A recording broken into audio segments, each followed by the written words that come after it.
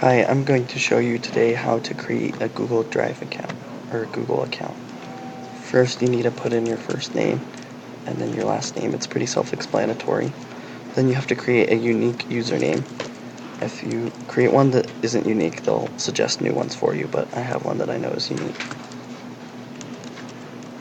Then you have to make a password. Make sure you put a symbol, a number, and a letter, and it's longer than 8 characters. Then click Next.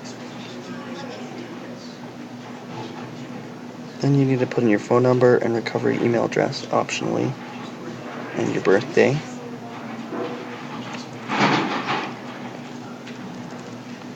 And then put your gender.